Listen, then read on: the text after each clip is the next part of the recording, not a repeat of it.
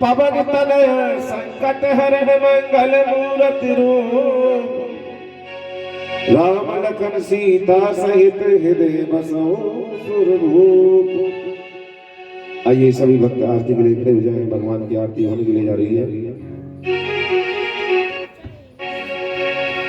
आरोग्यम सुख संपदा शस्त्रबुद्धिनाशं च दीपरिज्योति नमोस्तुते दीपरिज्योति नमोस्तुते।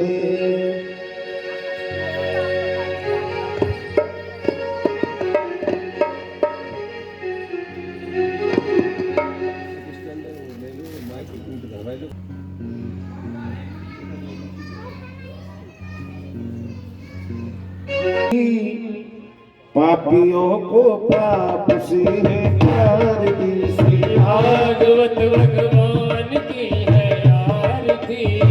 पापियों को पाप से है प्यार की, श्री भागवत भगवान की है आरती। पापियों को पाप से है प्यार की, श्री भागवत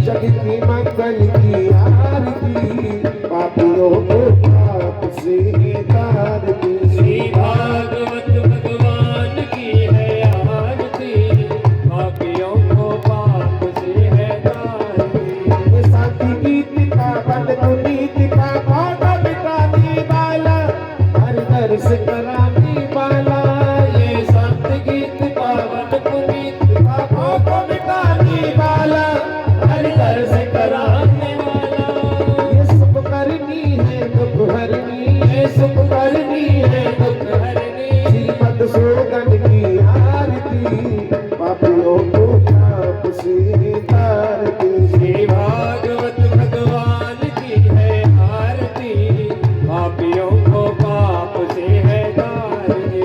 मधुर बोल जग पंथ कौन सन्मार्ग बताने वाला बिगड़ी को बनाने वाला। ये मधुर बोल भगवंत को सतमार्ग बताने वाला बिगड़ी को बनाने वाला। श्री राम यही घनश्याम यही श्री राम यही घनश्याम यही प्रभु की महिमा की आरती पापियों को पाप से तारती। श्री भागवत भगवान की है आरती पापियों को पाप से है तारती। कर्पूरी गौरव करुणावतारम संसार सारम भुजगेन्द्रहारं सदा वसन्तं हृदयारविन्दे भवं भवानी सहितं नमामि। त्वमेव माता च पिता त्वमेव त्वमेव बन्धुः सखा त्वमेव। त्वमेव विद्यारमणं त्वमेव त्वमेव सर्वं मम देवदेव। श्री भागवत भगवान की है आरती पापियों को पाप से है तारती। श्री भागवत भगवान की है आरती पापियों को पाप से है तारती। ओम द्यौः शान्तिरन्तरिक्षं शान्तिः पृथिवी शान्तिरापः शान्तिरोषधयः शान्तिः वनस्पतयः शान्तिर्विश्वे देवाः शान्तिर्ब्रह्म शान्तिः सर्वगुण शान्तिः शान्तिरेव शान्तिः कामा शान्तिरेधि नाना सुवर्णपुष्पाणि यदा कालोद्भवानि च पुष्पाञ्जलिं मया दत्त गृहाण परमेश्वर मंत्रपुष्पाञ्जलिं समर्पयामि। श्रीमद्भागवत महापुराण की जय।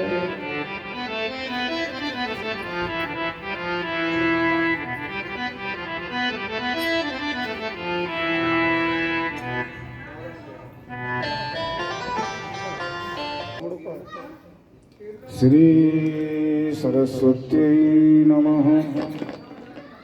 वक्रतुंड महाकाय सूर्यकोटिसमप्रभ निर्विघ्नं कुरु मे देव सर्वकार्येषु सर्वदा। सर्वमङ्गलमाङ्गल्ये शिवे सर्वार्थसाधिके शरण्ये त्र्यम्बके गौरी नारायणी नमोस्तुते। एवं सदा परिमग्नमभीष्टदोहं तीर्थास्पदं सुविरञ्चनतं शरण्यं प्रत्यार्थं प्रणतपालभवाब्धिपोतं वन्दे महापुरुषते चरणारविन्दम्। वंशी विभूषितकरा नवनीरदाभा पीताम्बराधरणबिम्बफलाधरुष्टा पूर्णेन्दुसुन्दरमुखादरविन्दनेत्रात् कृष्णात् परं किमपि तत्त्वमहं न जाने। राधासाध्यं साधनं यस्य राधा मन्त्रो राधा मन्त्रदात्री च राधा सर्वं राधा जीवनं यस्य राधा राधा राधा वाचिकं तस्य शेषम्। गुरुर्ब्रह्मा गुरुर्विष्णु गुरुर्देवो महेश्वर गुरुः साक्षात् परब्रह्म तस्मै श्री गुरुवे नमः। तत्रैव गंगा यमुना त्रिवेणी गोदावरी सिन्धु सरस्वती च सर्वाणि तीर्थानि वसन्ति तत्र यत्राच्युतोदारकथा प्रसंगो। यं प्रव्रजन्तमनुपेतमपेतकृत्यं द्वैपायनो विरहकातराजुहाव पुत्रेति तन्मयतया तरवो विनेद तं सर्वभूतहृदयं मुनिमानतोऽस्मि। भक्तिभक्त भगवंत गुरु चतुर्नाम बपु एक इनके पग बंदन किए न सत विघ्न अनेक। बुद्धिहीन सन जान के सुमेरो पवन कुमार बलबुद विद्या देव मोय हरो कलेश विकार। श्रीमद्भागवत महापुराण की जय। सब बोलें सुखदेव भगवान की जय।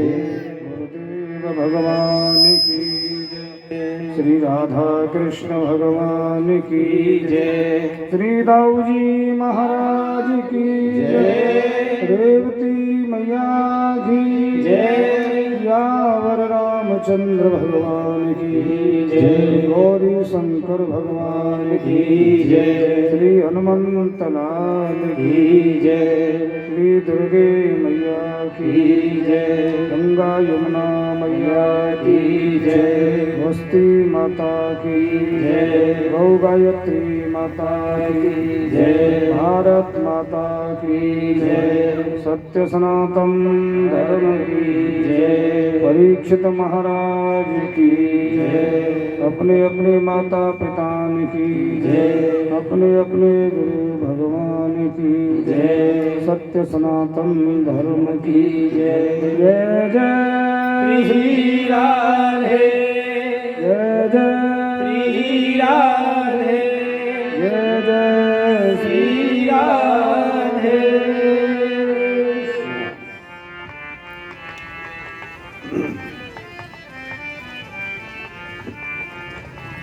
जय राधे राधे गोविंद गोविंद राधे। जय राधे राधे गोविंद गोविंद राधे।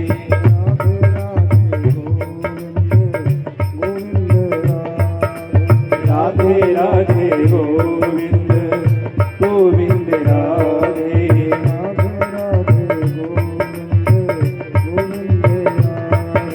राधे राधे गोविंद गोविंद राधे।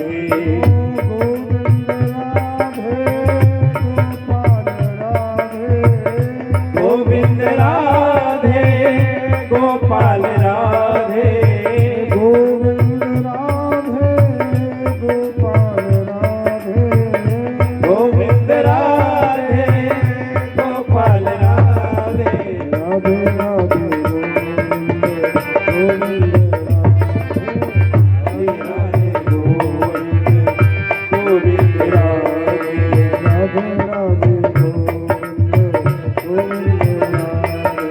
राधे राधे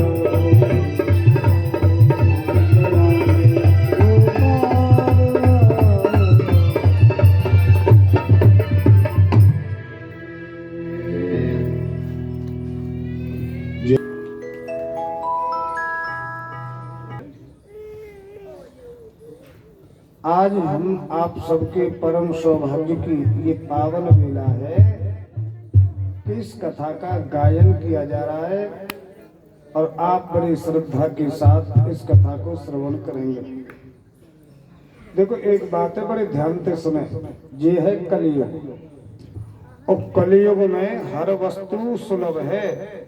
कोई ऐसी वस्तु नहीं है कि वो न प्राप्त हो सके, हर वस्तु सुलभ है। लेकिन एक बात सुनो, मनुष्य बड़े से बड़ा पद प्राप्त कर सकता है, धन धान्य में कुबेर के समान हो सकता है, यश में ज्ञान में हिमालय की तरह ऊंचाइयों को छू सकता है, आकाश के तारागणों को गिन सकता है, सागर की था पा सकता है और पृथ्वी के तत्वों को खोज सकता है और माने शक्ति में सबको वो परास्त कर सकता है।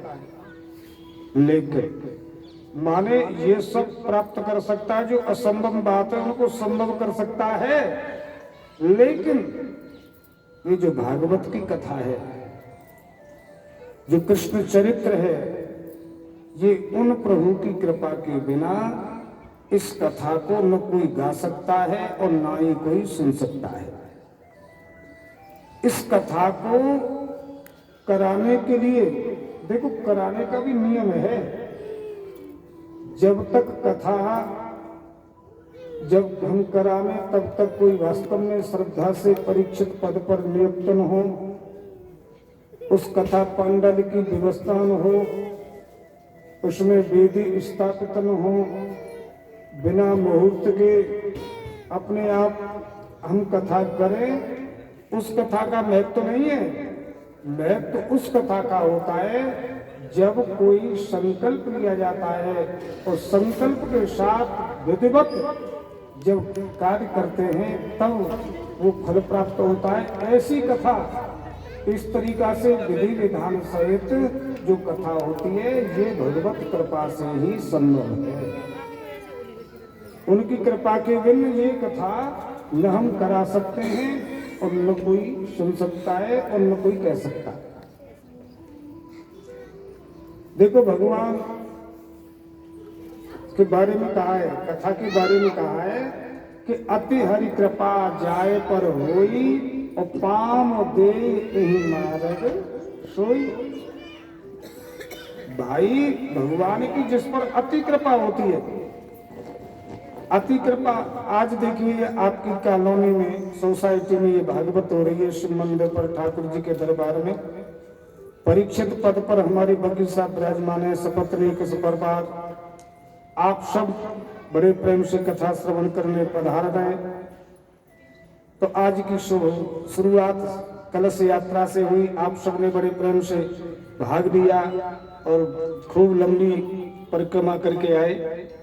लेकिन एक मैं निवेदन और करूं, हमारी माताओं को कलश उठाने का तो शौक है, लेकिन अभी तक इनको यही नहीं पता है कि ये कलश क्यों उठाया जाता है। कलश उठाने का मतलब है कि हम आज से 7 दिन नियमित भागवत सुनेंगे। कलश उठा करके जाएं, ये मतलब नहीं होता। ऐसे तो तुम रोज उठाओ, ये लाभ है ही नहीं। लाभ तो तब मिलता है जब कलश उठाया है। तो अब हम जल को साक्षी कह के कह रहे हैं कि अब हम नियमित 7 दिन कथा श्रवण करेंगे। लेकिन ना,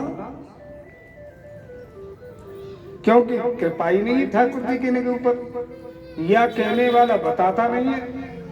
इसलिए मेरा मानना है कि जो भी कलश उठावे पहले उनसे ये पूछ लेना चाहिए कि आपको समय है कि नहीं कथा सुनने का। देखो नियम तो ये है, एक इमरजेंसी होती है, कहीं से बहन बेटी आई और कलश तो उठा गई, बेचारी चली गई, ये इमरजेंसी है, वो कोई बात नहीं है। लेकिन अंतिम दिन आती है, वो कथा सुनती है और प्रसाद लेके जाती है।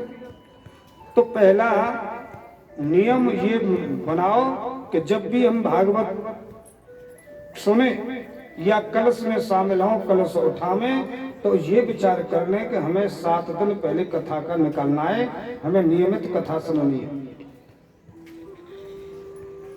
अब देखिए, लेकिन ये सब कब होता है कि अति हरि कृपा, अति हरि कृपा, जब कृपा हरि की अति होती है तब जाकर के ये व्यवस्थाएं बनती हैं। तो देखिए, आज कथा की शुरुआत है, पहला दिन है, समय तो लगता ही है। जैसे कायदा से तो कथा आज भी 4 घंटे होनी चाहिए। अब बहुत हमारे भक्तगण कहते हैं कि अब तो परिक्रमा का दिन है, अरे आज का तो मुख्य ही दिन है। इसमें बड़ी सुंदर बात आती है भागवत की। सबसे पहले भागवत के जो इष्ट परमात्मा श्री कृष्ण हैं उनको प्रणाम किया गया है। सच्चिदानंद रूपाय विश्वोत्पत्त्यादि हेतवे तापत्रय विनाशाय श्री कृष्णाय वयं नमः। देखो, इसमें सीधा सीधा अर्थ तो ऐसे हो जाता है कि जो जगत की उत्पत्ति पालन संहार के हेतु हैं, भक्तों के त्रिताप को नष्ट करने वाले जो सच्चिदानंद परमात्मा श्री कृष्ण हैं, उनके लिए हम सब नमस्कार करते हैं। लेकिन स्वरूप क्या है परमात्मा का? उन्हें सच्चिदानंद परमात्मा सत स्वरूप है, चित स्वरूप है और जो है आनंद स्वरूप है। सत्य का मतलब क्या होता है? सत्य, परमात्मा सत्य है, उत्तरकाल सत्य है, सत्य व्रतम सत्य परम सत्यम सत्यस्य योनि निहितम च सत्य सत्यस्य अमृत। तो माने त्रिकाल सत्य है परमात्मा, और ऐसे सत्य परमात्मा की प्राप्ति का साधन भी सज्जनों सत्य ही है। अगर हम सत्य पर चलेंगे तभी सत्य परमात्मा की कृपा होगी, सत्यनारायण के दर्शन होंगे। जो घर घर में सत्यनारायण की कथा बताई, क्यों? सत्यनारायण माने जहाँ सत्य है वहीं नारायण का अयन है, निवास स्थान है। सत्य बोलो, जहाँ सत्य वहाँ सब कुछ है, जहाँ सत्य नहीं है वहाँ कुछ भी नहीं है। धर्म न दूसर सत्य समाना, धर्म न दूसर सत्य समाना, धर्म न दूसर, धर्म न दूसर सत्य समाना,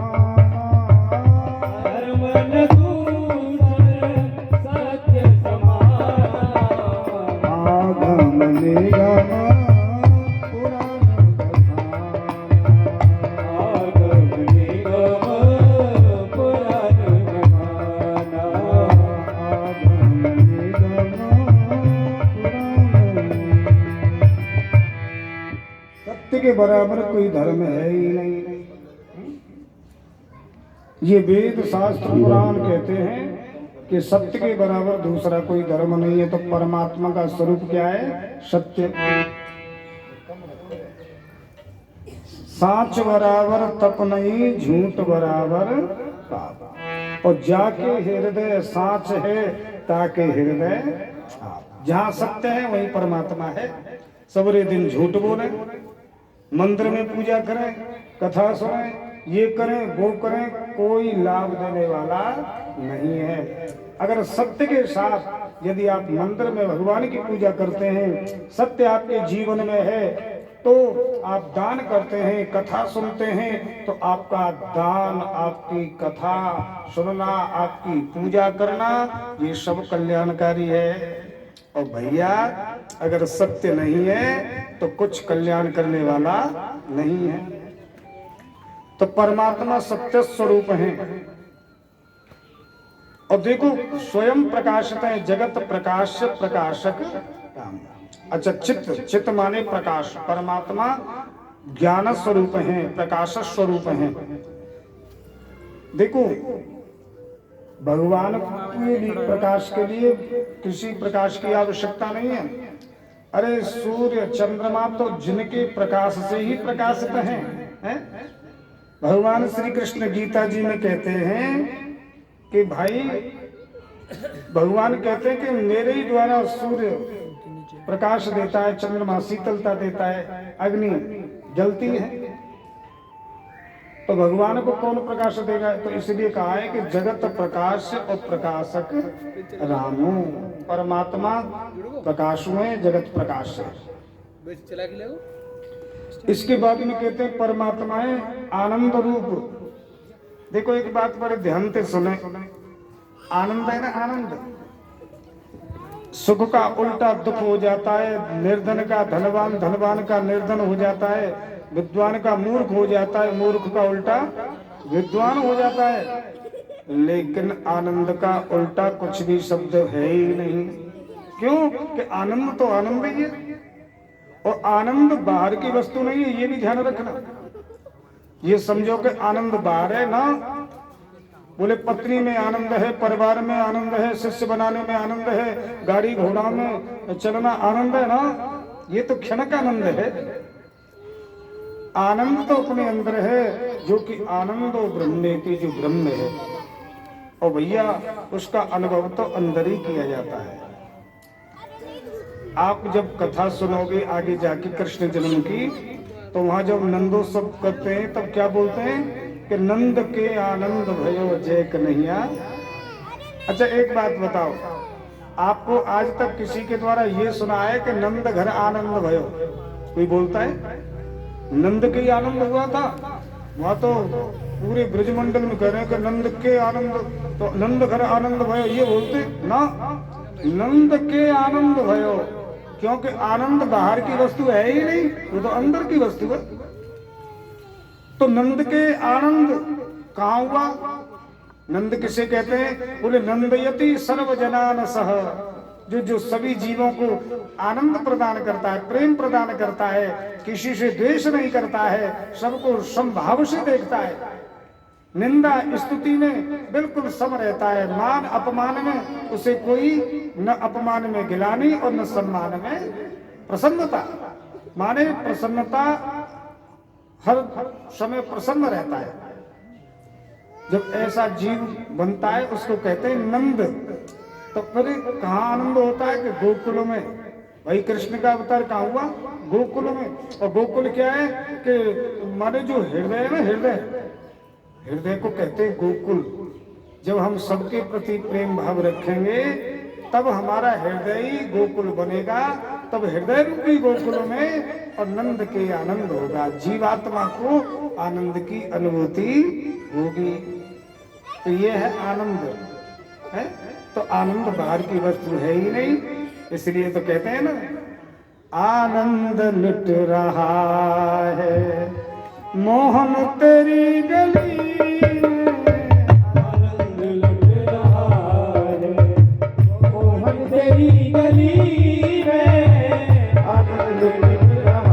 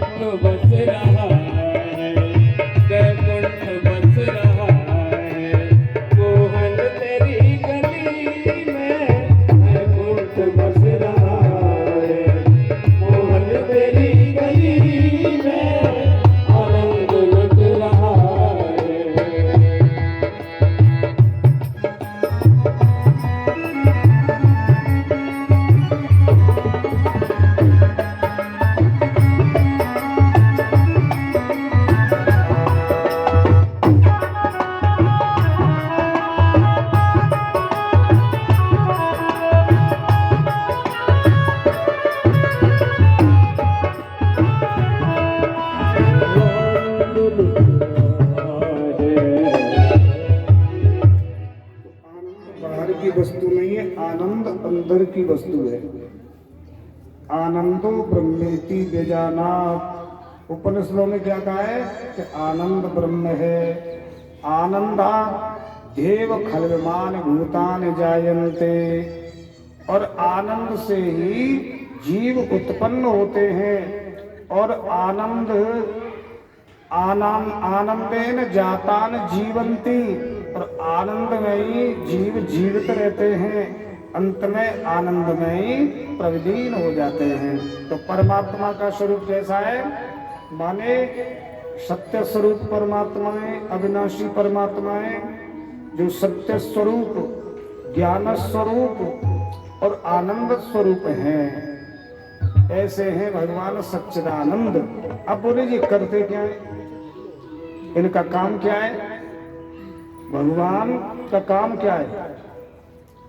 तो बोले विश्वोत्पत्त्या देहेतवे, माने विश्व की उत्पत्ति, पालन और संहार करते हैं। देखो यही वेद मंत्रों में कहा है, यतो वा इमान भूतान जायन्ते येन जातान जीवन्ति यत् प्रियन्ते विषम विशन्ति तद विजिज्ञा शश्वत ब्रह्मेति। माने जो ब्रह्म है उससे सब भूत उत्पन्न होते हैं। भूत माने जीव, उन्हीं से पालन होता है और उन्हीं वही जो है संहार करते हैं। ये काम है भगवान का, जगत का पालन करना, उत्पन्न करना, पालन करना और अंत में सबको अपने में लेकर लेना। ये काम है भगवान का। और क्या करते हैं? तापत्रय, ये त्रितापों को नष्ट करने वाले त्रिताप। माने त्रिताप कौन है? 3 ताप, दैहिक, दैविक और भौतिक। ये 3 ताप हैं। देखो,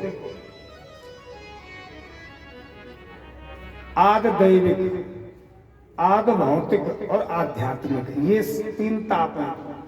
शायद आप न समझें कि ये आदि दैविक क्या है, आदि भौतिक क्या है और जो है आध्यात्मिक क्या है, तो थोड़ा सा समझना। ये भागवत है ना, ये ज्ञान है, इसमें परमहंसों की संगता है। संसार में दैवीय प्रकोप, जैसे आंधी आकाना और ओले वर्षना, ये क्या है? ये है आदि दैविक, आदि दैविक ताप। सर्दी, गर्मी, बाढ़ का आना, ये आदि दैविक है, माने दैव द्वारा दत्त। और एक और दूसरे नंबर के होते आदि भौतिक, माने जो मनुष्य के द्वारा मनुष्य को दुख मिले। किसी ने किसी का सिर फोड़ दिया है, माने जनावर ने, किसी जनावर ने आक्रमण कर दिया, ये क्या है? ये है आदि भौतिक ताप। और एक होते हैं आध्यात्मिक। आध्यात्मिक माने कप पित्त वायु, ये 3 है ना, काम बात कफ लोभ अपारा क्रोध चित्त नित छाती जारा। तो माने जो माने कप पित्त वायु के द्वारा और जो हमको कष्ट होते हैं उनको कहते हैं आध्यात्मिक। अच्छा, आध्यात्मिक भी दुख 2 प्रकार के हैं। एक मानसिक दुख होते हैं। मानसिक दुख कहते हैं कि भैया ये मानसिक परेशानी है, इसको मानसिक परेशानी है। मन की वृत्तियों द्वारा होने वाले दुखों को कहा गया है मानसिक। सुनो तात अब मानस रोगा और जिनते दुख पावे सब लोगा। और देखो मानसिक रोग ऐसे भैया, इनसे कोई नहीं बच रहा है, न कोई ज्ञानी न कोई ध्यानी, सब पीड़ित हैं। अब हम रामायण का पाठ करते हैं, अरे साहब रामायण का पाठ तो बहुत जरूरी है। अरे रामायण को समझो, पाठ भी करो तो उसे समझो। अब लेकिन बात तो ये आ गई है भैया कि को मानते हैं की सुनते ही नहीं। कोकी का खेल चल रहा है, बस कुछ नहीं है। को हम स्वीकार कर रहे हैं लेकिन की को हम स्वीकार नहीं कर रहे हैं। और ये बात बड़े ध्यान से सुनो, माने को तो हम स्वीकार रहे हैं, पर की को नहीं स्वीकार रहे हैं। अब इसे समझो, आप कहेंगे को की क्या मतलब है? को की का मतलब है रामायण को मानते हैं पर रामायण की है रामायण को मानते हैं लेकिन रामायण की मानते नहीं है। अरे साहब, रामायण का हम तो पाठ करते हैं, रामायण को आप मान रहे हो, ठीक है, लेकिन रामायण में जो लिखा है उसकी नहीं मानते, रामायण में जो बताया है उसकी नहीं मानते। ऐसे ही हर विषय में लगा लो, गुरु को मानते हैं लेकिन गुरु की नहीं मानते हैं, माता पिता को मानते हैं पर माता पिता की नहीं मानते। जब तक को आप स्वीकार करोगे और की को स्वीकार नहीं करोगे तो केवल को मानने से कोई लाभ नहीं है। वो मानते क्यों नहीं है? यही तो बीमारी है मानसिक। जिनते दुख पावे सब लोगा, कोई दुनिया में बचा ही नहीं है, सबको बीमारी है। और देखो भगवान कृष्ण गीता में 6वें अध्याय के 36वें श्लोक में एक बात कहते हैं कि असंयत आत्मना योगो दुष्प्राप इतने मति वश्यात्मनात् यतता सत्यो वाप्तुम उपायुता। जिसका मन उच्छृंखल है माने संयमित नहीं है, उसे कभी भगवत साक्षात्कार नहीं हो सकता। और जिसका मन संयमित है, कंट्रोल में है, उसे और मुझ परमात्मा की प्राप्ति निश्चित होगी, ऐसा मेरा मत है, भगवान कृष्ण कह रहे हैं। अच्छा, मानसिक रोगों की परेशानी क्या है? हम भी बीमार हैं, आप भी बीमार हैं, लेकिन कोई कहता है कि हम बीमार हैं? बताओ, कोई कहता ही नहीं। कोई आए कहो साहब ठीक ठाक है, हाँ हाँ सब, आपके चेहरा से ऐसा लगता है कि कुछ दिक्कत है। ना बिल्कुल ठीक है, बिल्कुल ठीक है। माने अपनी बीमारी को कहने को तैयार ही नहीं है। ये है मानसिक बीमारी। अच्छा, एक बात और सुनो, जो आदमी खुद बीमार है अपने को बीमार ठहराता नहीं है और सामने वाले को बीमार ठहराता है। अपने को बीमार नहीं कहता है, सामने वाले को कहता है। अस संशय मन और भयउ अपारा, और हो इन हृदय प्रबोध प्रचारा। जब भगवान राम और जो है लक्ष्मण सीता जी की खोज करते हुए जा रहे हैं तो देख करके जो सती है ना, वो घबरा गई। वो क्या कह रही है? वो बोले ये कैसे ब्रह्म है? ये ब्रह्म नहीं हो सकते। यद्यपि प्रगट न कहे ओ भवानी, और हर अंतर्यामी सब जानी। भगवान तो अंतर्यामी है, वो सब जान गए, हालांकि प्रगट रूप से नहीं कहा, लेकिन वो सब जान गए। भगवान शंकर बोले देवी, मैं जिनको प्रणाम कर रहा हूं तुम जानती है कौन है? बोले कौन है? जासु कथा, जासु कथा कुंभजरि सिगाई। जासु कथा कुंभजरि सिगाई, जासु कथा।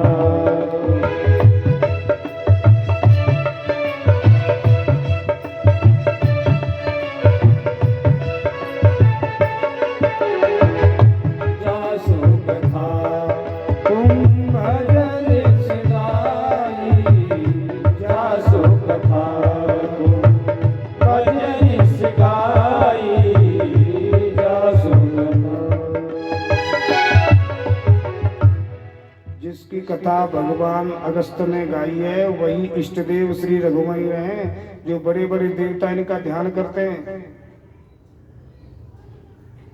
भगत जस में मुनि सुनाई, सोई मम इष्ट देव रघुबीरा, और सेवत जाए सदा मोने धीरा। ये पर ब्रह्म परमात्मा है, मैं जिनको प्रणाम कर रहा हूं। आपको संशय नहीं करना चाहिए। संशयात्मा विनश्यति, भगवान कृष्ण गीता में कहते हैं, संशय जिसके अंदर होती है ना वो नष्ट हो जाता है। बिल्कुल संशय है तो उसे निकाल देनी चाहिए। बुरी मैं संशय थोड़ी कर रही हूँ। अब देखो मैंने ये कहा था बीमार आदमी अपने को स्वीकारता नहीं है। अब सती क्या कह रही है, मैं संशय थोड़ी कर रही हूँ, तो मैं संशय थोड़ी कर रही हूँ, पर मैं एक बात कह रही हूँ। बोले क्या कह रही हूँ? बोले ब्रह्म जो व्यापक बिरज अज अकल अनीय अभेद, ब्रह्म तो अरूप है, अकर्ता है, तो मैं ये कह रही हूँ कि ऐसा ब्रह्म है, फिर एक नारी के विरह में नारी को खोजता हुआ मानव शरीर धर के और रोता बिलखता इधर उधर डोलेगा। संशय भी कर रही है और क्या करी, मैं कह थोड़ी रही, मैं ये थोड़ी कह रही कि ब्रह्म नहीं है। तो इसका मतलब यही है कि जो मानसिक रोगी होते हैं वो दूसरे को रोगी ठहराते हैं और अपने को वो रोगी स्वीकारते ही नहीं है। अच्छा एक बात बताओ, जब तक रोगी अपने को रोगी नहीं स्वीकारेगा तब तक कोई डॉक्टर दवा दे देगा क्या? भाई पहले तो रोग की जांच होगी, अगर तुम रोगी हो तभी आपको दवा मिलेगी और तब दवा खानी पड़ेगी, तब तुम्हारी बीमारी दूर होगी। लेकिन ये मानसिक रोग हैं। तो आध्यात्मिक दो प्रकार के दुख हैं, कौन कौन से? एक शारीरिक और एक जो है मानसिक। ऐसे तापों को नष्ट करने वाले कौन है? भगवान। तापत्रय विनाशाय और श्री कृष्णाय भयम नमः। ऐसे जो प्रताप को नष्ट करने वाले श्री कृष्ण हैं, उनके लिए हम सभी नमस्कार करते हैं। इसके बाद में गुरु जी को प्रणाम करते हैं, गुरु जी को प्रणाम करते हैं। और वहां नैमिषारण्य क्षेत्र में और बहुत ऋषि मुनि विराजमान है, सूत जी महाराज आते हैं, ओहो सम्मान करते हैं।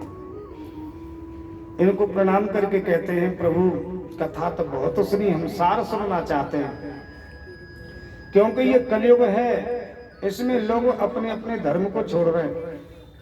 ये तो आप सत्यनारायण की कथा में भी सुनते हैं, आदमी अपने धर्म को छोड़ करके दूसरे धर्म को स्वीकार कर रहा है। और भगवान कृष्ण गीता जी में कहते हैं पर धर्मो भयावह। तो भैया दूसरे के धर्म को तुम अपनाओगे अशांति रहेगी तुम्हारे घर में, जीवन भर अशांति। इसलिए तो व्यवस्था की क्या कि वर्णाश्रम निज निज धर्म निरत वेद पथ लोग। गोस्वामी जी कहते हैं क्या कि चले सदा पावे सुख नहीं भय शोकन रोग। नियत से चलो, न शोक होगा न भय होगा न रोग होगा। लेकिन आज अपने धर्म को छोड़ करके दूसरे के धर्म में श्रद्धा कर रहे हैं, अपने धर्म पर वापस आ जाएं। बस ऐसा कोई मार्गदर्शन बताइए। पुत्र का धर्म है माता पिता की सेवा करना, वो सेवा नहीं करता है। भगवान की कृपा से बड़ा पढ़ लिख गया, पैसा कमा लिया, और जैसी माँ बाप की सेवा का समय आया तो क्या कर दिया कि वृद्धाश्रम में भर्ती कर दो, चलो वृद्धाश्रम में। और मैं किसी की टीका टिप्पणी नहीं करता हूँ, मैं तो आपसे एक निवेदन करता हूँ। हमारा ये भारत है, इसमें भारत में क्या मानते थे, क्या मानते हैं माँ बाप को? भगवान।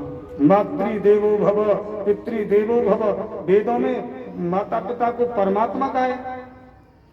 जो अपने माँ बाप को परमात्मा मानने वाला अपना भारत है, आज इसी भारत में क्या हो रहा है कि जैसे ही सेवा लायक हुए माँ बाप और बेटा ने पैसा है और 4-6 लाख रुपए दे दिए और कहाँ भर्ती कर दिए? वृद्धाश्रम में। और मैं तो वृद्धाश्रम जो चला रहे हैं ना, उनको खुद कहनी चाहिए कि तुम ऐसे क्यों खुद सेवा करो। सेवा नहीं करते, उनको पूछो जो वृद्धाश्रम में चले जाते हैं ना, उनको अपने नातियों की कितनी याद आती है, बेटों की कितनी याद आती है, रोते हैं। ये है, लेकिन ये ठीक नहीं है। माता पिता की सेवा करनी चाहिए, क्योंकि ये नियम है, ये धर्म है।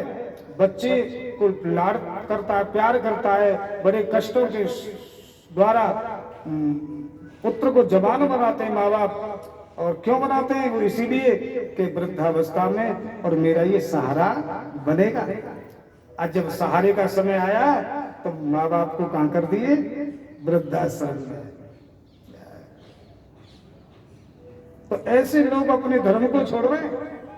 और वो बड़े मन में खुश होते हैं कि हमारे माता पिता तो हाँ हाँ माँ है वृद्धाश्रम में, बाकी बिहारी के दर्शन करते हैं, ये करते हैं वो करते हैं। चाहे तुमको अब मतलब थोड़ी कड़वी बात है, ऐसा नहीं करना चाहिए। मैं तो निवेदन करूंगा, अरे परमात्मा कहीं नहीं मिलेगा, परमात्मा तो बुजुर्गों की सेवा में मिलेगा, परमात्मा असहायों की सेवा करने में मिलेगा।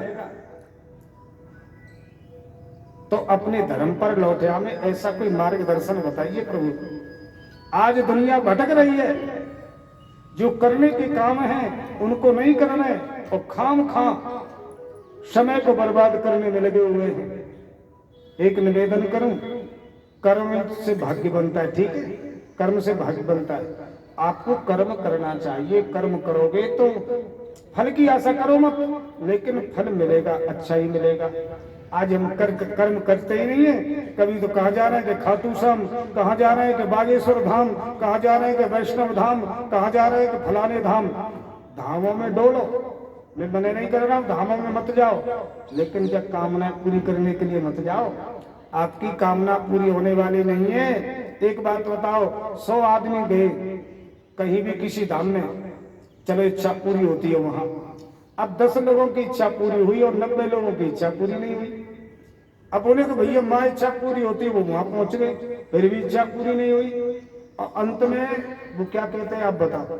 भैया सब भाग्य की बात है, कहते हैं कि नहीं, सब कर्म की बात है, कर्म को खेल है। तो वास्तव में कर्मों का ही खेल है। कर्म ही गुरु ईश्वर, कर्म ही गुरु है और कर्म ही ईश्वर है। स्वयं भगवान कृष्ण ने ये बात कही है। कश्चित, अगर कोई ईश्वर है तो वो कर्म करने वाले को ही फल देता है, ये भी बात मान लो। अकर्ता को परमात्मा का फल देने का अधिकार है ही नहीं। और अपने देहात में एक अपनी कहावत है ना, क्या कि कर्ता से कर्तार हरा है। तो कहने का भगवान स्वयं कहते हैं, कश्चित, यदि कोई ईश्वर है और फल देता है, फल रूपयन्न कर्मणाम, फलम रूपयति, माने फल प्रदान करता है किसको? कर्मणाम, जो कर्म करता है। कर्ता के पीछे परमात्मा चलता है। कर्तारम भजते सोपी, भगवान कहते हैं जो करता है उसी के मैं पीछे चलता हूं। और नहीं करतु प्रभुरे सा, और जो अकर्ता है तो परमात्मा उसका साथ नहीं देता। अर्थात भगवान ये कहना चाहते हैं कि जो स्वयं अपनी मदद करता है तो मैं भी उसकी मदद कर देता हूं, और जो आनंद से बैठा रहता है वो भगवान कर देंगे, उसके लिए मैं मदद नहीं करता। अब गाड़ी आपकी कीचड़ में फंस जाए, आप गाड़ी में बैठे हो और वहां तुम चाहे हनुमान जी पुकारो, चाहे राधा कृष्ण पुकारो, चाहे काऊ देवता पुकारो, तो गाड़ी निकल जाएगी कीचड़ में से। गाड़ी में बैठे बैठे जय हनुमान ज्ञान गुण सारे बोलते रहो। तुम अकर्मण्य बन के बैठे हो, तुम का गाड़ी में चिप्स चबा रहे, हमारी गाड़ी निकल जाए, हे हनुमान जी हमारी गाड़ी निकल जाए, हे राम जी हमारी गाड़ी निकल जाए। अरे भले आदमी, ऐसे गाड़ी नहीं निकलेगी, भगवान तुम्हारी सहायता नहीं करेगा, तब करेगा। निकलो वहां में, उतरो गाड़ी में थे और वहां में सहारो दो। जब उसमें धक्का मारोगे तब बोलोगे जय बजरंगबली, तो कछु तुम्हारी सहायता भई और कछु हनुमान जी बोले चलो हम भी सहायता कर देते हैं, तब गाड़ी निकलेगी। और तुम बम बैठे बैठे मिठाई खाते रहो या चिप्स चबाते रहो तो गाड़ी निकलने वाली नहीं है। तो इन सब बातों से क्या सिद्ध होता है कि कर्म प्रधान है। आप कर्म करिए, आप कर्म से अलग हो जाओगे, ठीक नहीं है। अपना जो कर्म है उससे करो। स्वेशे कर्मणि अविरत संसिद्धि लभते नरः। भगवान कृष्ण कहते हैं, हे अर्जुन, आदमी को अपना जो कर्म है वो करना चाहिए, उसे सिद्धि मिलती है। ऐसे तमाम उदाहरण हैं कि उन्होंने कर्म से ही सिद्धि प्राप्त करी। हर वस्तु कर्म से ही प्राप्त करी। कर्मणैव हि संसिद्धि मास्तता जनकादय, जनकादि के राजाओं ने कर्म से सिद्धि प्राप्त की। तो इसलिए आज सूत जी से सौनकादिक कहते हैं सब कर्म से रहित हो रहे, धर्म से रहित हो रहे, अपने अपने धर्म पर आ जाए, कर्म पर आ जाए। ऐसी कोई कथा सुनाओ। तुम्हारी निष्ठा भगवान के चरणों में बहुत है, सुनो। ये कलयुग है और भैया ये कलयुग एक अजगर है, अजगर, और अजगर के मोहरे में हम आप सब जा रहे हैं। अब इस अजगर से बचना है तो कैसे बचेंगे? तो सुखदेव जी ने भागवत की कथा कही, भैया भागवत सुनो। बोले लेकिन सुने कब? सुनने की तो समस्या है। बोले क्या? कि जन्मांतरे तो भवेत पुण्यम, अनेक जन्मों के जब पुण्य उदय होते हैं तब ये कथा सुनने को प्राप्त होती है। अब समझ लो, सुनने की बात है तो, और कराने के लिए जब अनेक जन्मों के पुण्य उदय होने पर कथा सुनने को मिलती है, और कराने के लिए तो भैया न जाने कितने जन्मों की आवश्यकता पड़ती है, कितने जन्मों के पुण्यों की आवश्यकता पड़ती है। और सुनो, माता पिता की कृपा, गुरु कृपा है, ये तीनों कृपा जिसके ऊपर प्रकट होती है ना, उनको ये भागवत कथा कराने का सौभाग्य प्राप्त होता है। आज हमारे वकील साहब परीक्षित पद पर बैठे हैं, इन पर 3 कृपा प्रकट हुई है। वरना आज की तारीख में किसी पे टाइम है जो ड्यूटी करते हैं? अब जो समय निकाला तो इनका प्रयास और उनकी कृपा, प्रयास होना चाहिए लेकिन फल देने वाला तो ईश्वर है। तो ईश्वर की कृपा भी, माता पिता की कृपा भी, आज ये परीक्षित पद पर बैठ करके वो कथा श्रवण कर रहे। तो ये वास्तव में भागवत की कृपा है, क्योंकि भागवत जी कृपा साध्य है, साधन नहीं है। तुम धन के बल से कथा करा लो, ये संभव नहीं है। बिना धन की कथा कराने संभव नहीं है। भागवत की कथा वही करा पाते हैं जिन पर भागवत की स्वयं कृपा हो जाती है। बिना पुण्यों की कथा सुन नहीं सकते। बोले क्यों? प्रमाण देने लगे। परीक्षते कथां वक्तुं सभायां संस्थिते सुखे। गंगा के तट पे परीक्षित को कथा सुना रहे सुखदेव जी। स्वर्ण कलश में अमृत भर करके लाए और बोले लो परीक्षित को पिलाए दो, जी अमर हो जाएंगे, इसके बदले हमको कथामृत का पान करा दो। राजन अमर बनना चाहते हो क्या? परीक्षित की आंखों से आंसू निकल रहे हैं, गुरु जी अमरता नहीं चाहता हूं मैं, क्योंकि अमरता तो कष्टकारक है। और वैसे ही आप अनुभव में देख ले, जब तक आदमी के शरीर में बल है, हाथ पैर ठीक ठाक बने हुए, पैसा कमाने का हिसाब बन रहा है, तब तक तो पिताजी हैं, ताऊ जी हैं, बाबा जी हैं, सब कुछ हैं। और जहाँ शरीर थका, कमाई बंद हो गई, फिर कुछ नहीं है, कोई सहायता नहीं करता, सहायता सुनता ही नहीं है कोई घर में आदमी है कि नहीं है, कोई मतलब ही नहीं है। जो बड़े बूढ़े उनने पूछो, अम्मा ठीक हो, बाबा ठीक हो? हाँ ठीक है। बेटा क्या करें, भगवान ले ही ना है, हमसे तो कोई बोले वाला ही ना है, हमसे तो कोई बात करे वाला ही ना है। अब बताओ कब ये स्थिति हो जाती है? जब हाथ पांव काम नहीं करते हैं। और भैया वो हमेशा ऐसे ही बना रहे, मरे ही नहीं, तो रोटी भी नहीं मिलेंगी, पानी भी नहीं मिलेगा कोई। और कुछ आज जो वृद्धाश्रम में भेजते हैं ना, वो उनमें भी नहीं भेजेंगे, क्योंकि वृद्धाश्रम में थोड़ी हमेशा के लिए थोड़ा ही 10-5 वर्ष के लिए जिएंगे, तब तक सहारा है। अगर वहां दी जाए तो 100 वर्ष और जिएंगे अलगते, तो वो भी नहीं लेंगे। वृद्धाश्रमों में भी पैसा जमा करना पड़ता है। तुम जो सोचो को सबर नहीं लेने, आप कोई गरीब, कोई वास्तव में जो अनाथ है और वो वृद्ध हो गया है, चाहे वो माँ है चाहे बाबा है, अगर वो वृद्ध है और कोई उसका सहारा नहीं है, परिवार का कोई है ही नहीं, उसके लिए होना चाहिए। लेकिन ऐसी है हमारी माताएं, ऐसे हमारे हैं और जो है बुजुर्ग, लेकिन वो गरीब हैं, उनको तुम लेके जाओ कि इनको रख लो, पैसा ही नहीं है तो वो भी नहीं रखेंगे। ऐसा क्या मतलब है? जिस पैसा को तुम दूसरी जगह जाकर के देके अपने माँ बाप को कह रहे हो कि यहाँ रहो, उस पैसा में तुम घर पे ही रखो ना कुछ व्यवस्था। उनके दर्शन करो, सुबह सुबह माता पिता को प्रणाम करो। और मैं बता रहा हूँ, जिस घर में जो माँ बाप को प्रणाम करते हैं रोजाना, उस घर में सतयुग है। और माँ बाप सवेरे सवेरे उनको आशीर्वाद देते हैं ना, वो भगवान का ही आशीर्वाद है। आज विकृति आ रही है, आज लोग अपने अपने कर्म को छोड़ते जा रहे हैं, उसका परिणाम गलत निकल रहा है। क्या निकल रहा है? कुछ नहीं।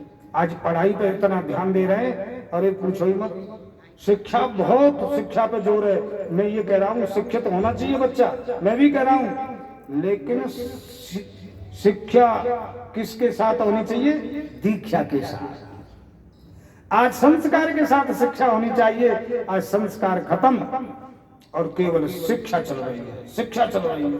और ऐसी शिक्षा प्राप्त किस काम करके, और वो धन कमावे तो वो धन किस काम का, वो शिक्षा किस काम की? बोले क्या कि जब उसके माता पिता मरते हैं तो पड़ोसी कंधा देते हैं। बताओ, ये शिक्षा अच्छी है?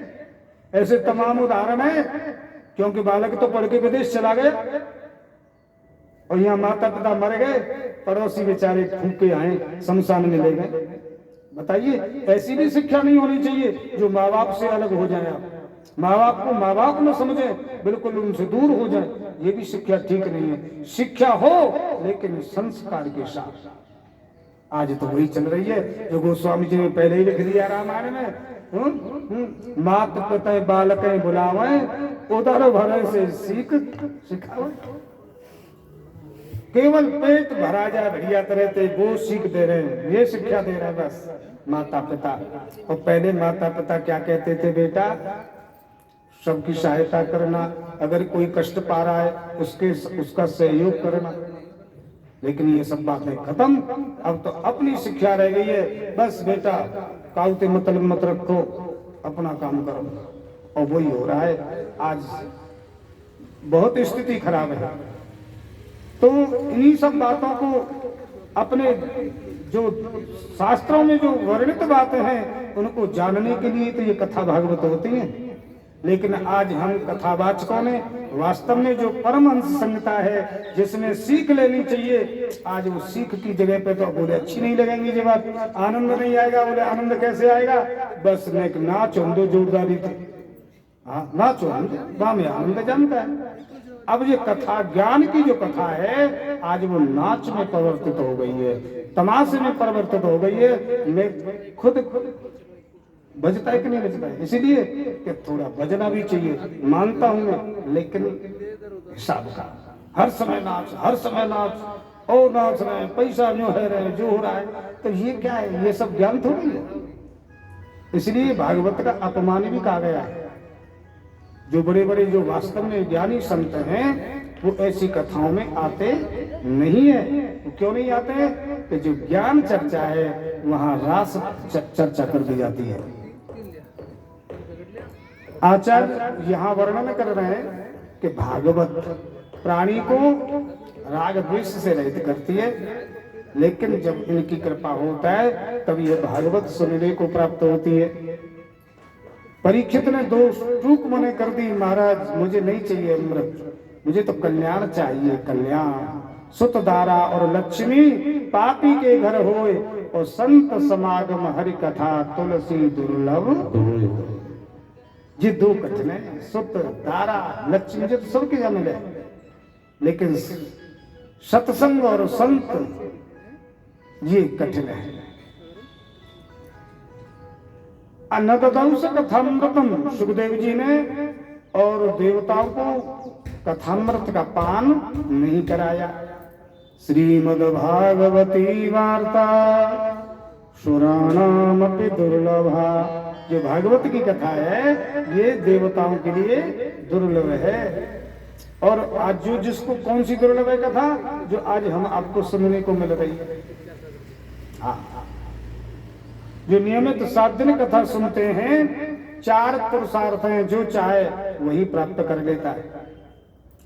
और ये सप्ताह विधि सनकादिकों ने नारद जी को बताई, और फिर नारद जी भक्ति को सांत्वना प्रदान करते हैं कि तुम चिंता मत करो, तुम वृद्ध हो, तुम जवान हो गई हो, वृंदावन में तुम्हारे बेटा वृद्ध हैं, ये भी जवान हो जाएंगे, तो इन्होंने सत्कर्म श्रीमद् भागवत है, इसका आयोजन कहाँ किया? हरिद्वार। देखो हरिद्वार क्या है, कोई तो कहते हैं हरिद्वार, हम भी कहते हैं हरिद्वार, आप भी कहते हैं हरिद्वार, लेकिन कहीं कहीं हरिद्वार भी बोलते हैं। हरिद्वार माने हरिद्वार माने विष्णु का द्वार, और हरिद्वार माने शंकर जी का द्वार। लेकिन भागवत में न हरिद्वार लिखा न हरिद्वार लिखा, क्या लिख दिया? द्वारी दुनद्या। दुनद्या माने न ये हरिद्वार है न ये हरिद्वार है, क्या है? ये है गंगा द्वार। माने गंगा वहां से पृथ्वी पे आई, इसलिए वो है गंगा द्वार। इसीलिए क्या लिखा है? गंगा द्वार समीपे तु तटमानंद नामकम। हाँ, आनंद नाम के आश्रम पे भागवत गई। तो भक्ति का दुख दूर होता है, ज्ञान वैराग्य जवान होते हैं। इसके बाद में ये भागवत की महिमा है। और आप कथा को सुनते ही हैं, आत्मदेव जो ब्राह्मण थे, जिनके एक बेटा हुआ गोकर्ण गाय के द्वारा और एक बेटा हुआ नकली बुद्धि के द्वारा, और धुंधली ने बता दिया कि मेरा है, और उसका नाम क्या रखा था? धुंधकारी। गोकर्ण पंडितो ज्ञानी धुंधकारी महाखल। पंडित बने गोकर्ण और महान खल दुष्ट कौन बना? धुंधकारी। गोकर्ण जहां पर जाते हैं छा जाता जय जयकार, वहां जय जयकार होती, वहां संत आएगा। और भैया धुंधकारी पहुंच जाए, हाहाकार मच जाए। सुनो, हम आप सब आत्मदेव हैं, लेकिन धुंधकारी बने हुए हैं। अब धुंधकारी थे, अपने स्वरूप को जानना है। कैसे जानेंगे? हमें सत्संग चाहिए। और सत्संग कब मिलेगा? संतों की कृपा से, भगवान की कृपा से। बिन सत्संग विवेक न होई, और राम कृपा बिन सुलभन सोई। जब हमें ज्ञान मिलेगा, ज्ञान रूपी पुत्र मिलेगा, वो मिलेगा संतों के पास से, सत्संग से। और जब ज्ञान रूपी पुत्र हमको मिलेगा, तभी हमारा कल्याण संभव है। नहीं ज्ञानेन सदृशम पवित्र हमें विद्यते। भैया सुनो, ज्ञान के बराबर दुनिया में कोई बढ़िया पवित्र वस्तु नहीं है। जब ज्ञान रूपी पुत्र हमें प्राप्त होगा, तभी हमारा कल्याण संभव है, वरना हम धुंधकारी जीवन तो जी रहे हैं। इसके बाद में धुंधकारी के कर्म तो खराब ही थे। अपने माता पिता को कष्ट देता, माँ बाप बहुत समझाते लेकिन नहीं समझा। अब तो माता पिता को डांटने लगा, जलती हुई लकड़ी से अपने पिता को मारता है।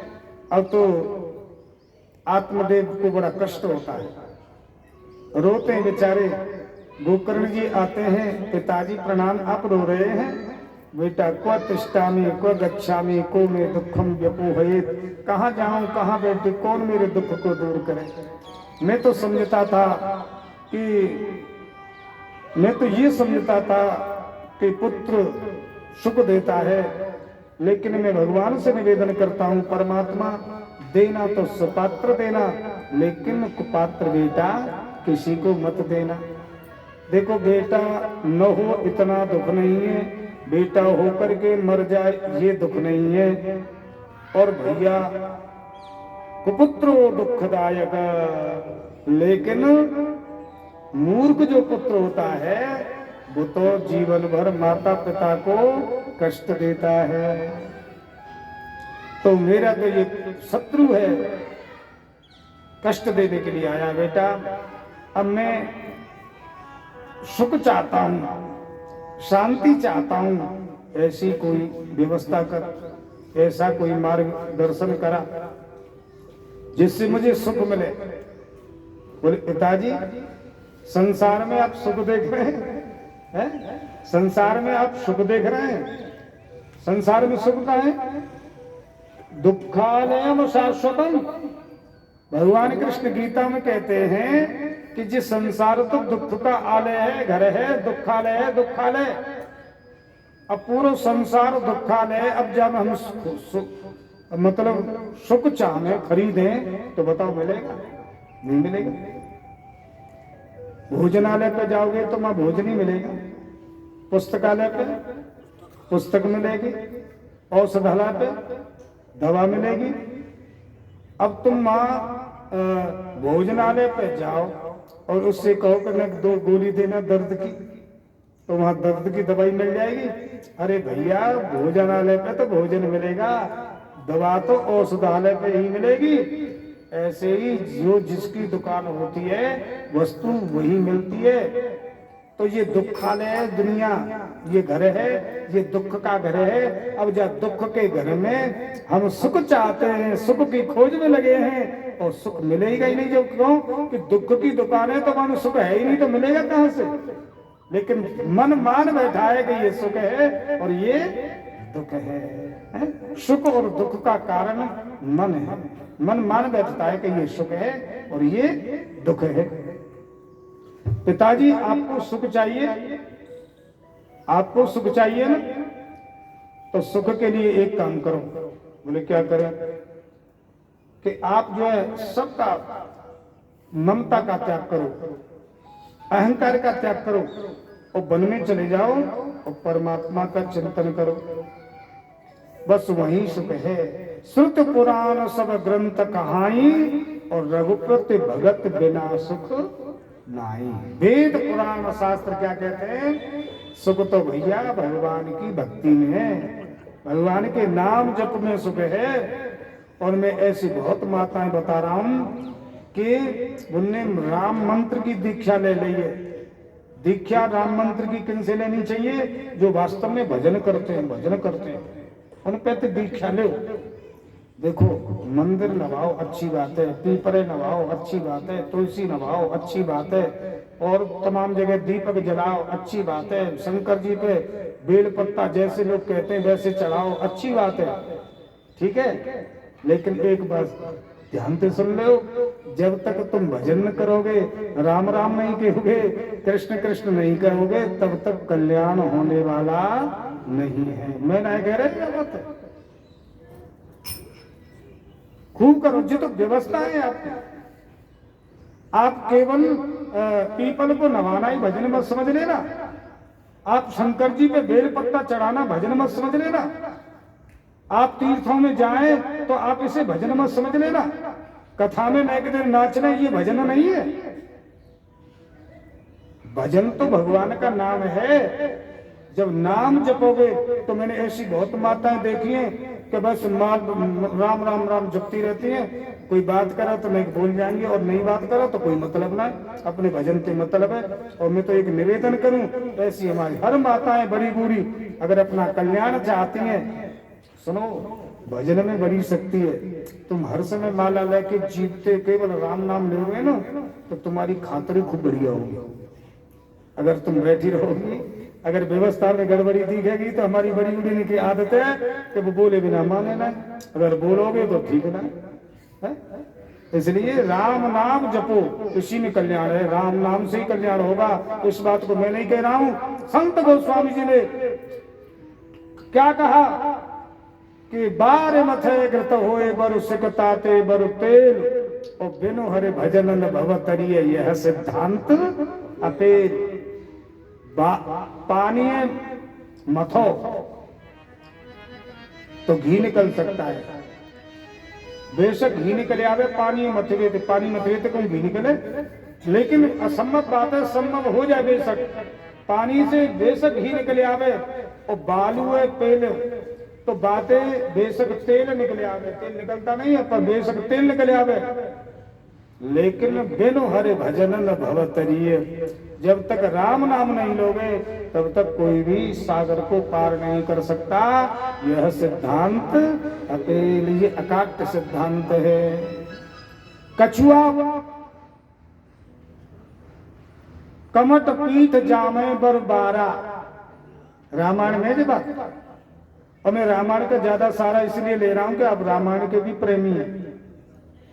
कमट पीठ जामे बर बारा, और बंध्या सुत बर काहू मारा, फूले न बर बहुविध फूला, और जीवन लह सुख हरि प्रतिकूला। इसका अर्थ क्या है कि कछुआ की पीठ पे भले ही बाल उगया में, कछुआ की पीठ पे बाल नहीं होते, लेकिन कह रहे हैं कि बेशक उपजा में उगया में और बांझ को बेटा चाहे काहुए मार दे। बताओ, बांझ को बेटा, जब बांझ बेटी न हुआ तो मार कैसे देगा? माने असंभव बात है। जिस संभव है जाए बेशक। आकाश में अनेक प्रकार के फूल खिले हुए लग जाए, आकाश में कई फूल खिलेंगे भाई? जब तक जमीन का आधार नहीं होगा तब तो फूल कैसे उगे? मिट्टी का आधार नहीं होगा, फूल कैसे उगेंगे? मृग तृष्णा के जल को पीने से भले ही काऊ की प्यास बुझ जाए। मृग तृष्णा से क्यों प्यास बुझे? आप देखो, और धूप, कड़क की धूप पड़ रही है और वहां रेती है, आप रेगिस्तान में जाओ तो रेती चमकते है तो पानी जैसा दिखता है। कभी कभी तो रोड पे भी ऐसा लगता है कि सामने पानी भरा हुआ है। उसको कहते हैं मृग तृष्णा। वाते बेशक काऊ की तृप्ति है जाए। अंधकार को भले ही सूर्य निकल ले, लेकिन विमुख राम सुख पावन कोई। भैया, राम ते विमुख रह के न आज तक किसी ने सुख पाया है और न कोई पा सकता। पूजा करो, यज्ञ करो, जप करो, सब करो, ठीक है, लेकिन ये सब चीज कहाँ है पता है? ये शून्य है, शून्य। ये सब शून्य, साधन जितने शून्य है वो। राम नाम एक अंक है, और राम नाम का है जी एक अंक है, और सब साधन है शून्य। और सब साधन क्या है? शून्य। अंक रहे तो 10 गुण। माने अंक की बड़ी महिमा है कि नहीं? तुम्हारी 100 शून्य है लेकिन अंक नहीं है, तो वो 100 शून्यों की कोई कीमत नहीं है, कोई महत्व नहीं है। अंक गए कछु हाथ नहीं। अंक हटा दिया जाए तो फिर शून्यों का कोई महत्व नहीं है। अंक रहे 10 गुण। और भैया, अंक रहो आवे तो 10 गुना कर देता है शून्य। एक अंक, एक शून्य रख दी 10, 2 रख दी 100, 3 रख दी 1000, 4 रख दी 10,000, 5 1 लाख। तो जितने भी साधन हैं ये शून्य जैसे हैं। और भैया, राम नाम एक अंक है। अगर राम नाम को लेकर के आप जो भी काम करोगे तो आपको 10 गुना फल मिलेगा कलयुग में। इसीलिए भगवान कृष्ण गीता में एक बात कहते हैं कि नाहम वेदैर्न तपसा न दानेन न चेज्जया शक्य एवं विदो दृष्टवान समाम यथा। न मैं वेद से प्राप्त हो सकता हूँ, न मैं यज्ञ से, न दान से, न तप से। मेरी प्राप्ति संभव नहीं है। भक्ति अगर है तो वेद, भक्ति सहित अगर वेद पढ़ोगे तो मेरी प्राप्ति संभव है। यज्ञ में भक्ति होगी तो मेरी प्राप्ति संभव है। तो भैया, भगवान का नाम अंक है, इसलिए प्रभु के नाम का हमें भजन करना चाहिए। इस बात को सब पुराण कह रहे हैं और सार रूप में गोकर्ण जी अपने पिताजी से कह रहे हैं। वो कहते हैं कि भैया पिताजी, आप भगवान की शरण में जाओ, वही कल्याण करेंगे। और ये शरीर तो नाशवान है, आज ज्ञान हुआ ये चले गए। और इनकी माँ धुंधली है, वो कुआं में गिर के मर जाती है। इधर ये वैश्याएं इस धुंधकारी को मार देती हैं तो ये प्रेत बनता है। अब गोकर्ण जी को पता चला कि ये मेरा भैया है और प्रेत बन गया है। देखो, एक बात है, गोकर्ण जी ज्ञानी हैं और जब ये आए इनको ये पता चला है कि हमारा भाई मारा गया तो बड़ा कष्ट हुआ। क्यों? कि ये भाई का जो संबंध होता है, भाई भाई में जो प्रेम होता है, जो कहीं है ही नहीं। भगवान राम है, जब लक्ष्मण को शक्ति लग गई तो कितना कष्ट हुआ है? कितना कष्ट हुआ। सुत बेतनारे भवन परिवारा, सुत बेतनारे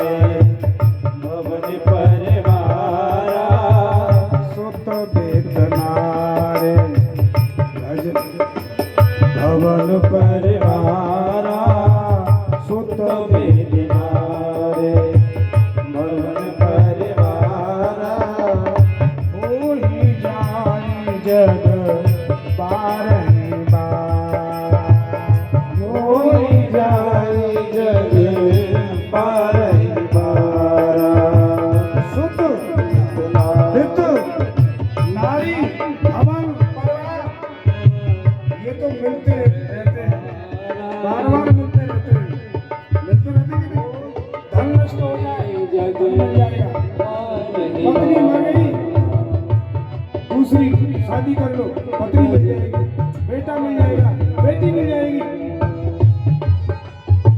लेकिन राम की आंखों में आंसू आए, सब कुछ मिल सकता है। असद चारे जीव जागो ताता, असद चारे जीव जागो ताता। भैया ऐसा विचार करके तुम सो रहे हो, जग जाओ, सब कुछ मिल जाएगा। लेकिन विचार करो, इसको जगो क्या मिलहीन जगत सहोदर भाता, मिलहीन जगत सहोदर भाता, मिलहीन जगत सहोदर भाता। मिलहीन जगत सहोदर भाता। बेटा मिलेगा, बेटी मिलेगी, धन मिल जाएगा, भैया सब कुछ मिल जाएगा। लेकिन दुनिया में सहोदर भाई मिल नहीं सकता है, इसलिए जग जाओ। आज गोकर्ण भी रो पड़े, मेरा भाई दुष्ट था, मैं मानता हूँ, लेकिन था तो मेरा भैया। हाँ? रावण को मारने की युक्ति बताई विभीषण ने, लेकिन सज्जनों भाई का प्रेम, जब रावण का वध होता है तो विभीषण कितने रोए।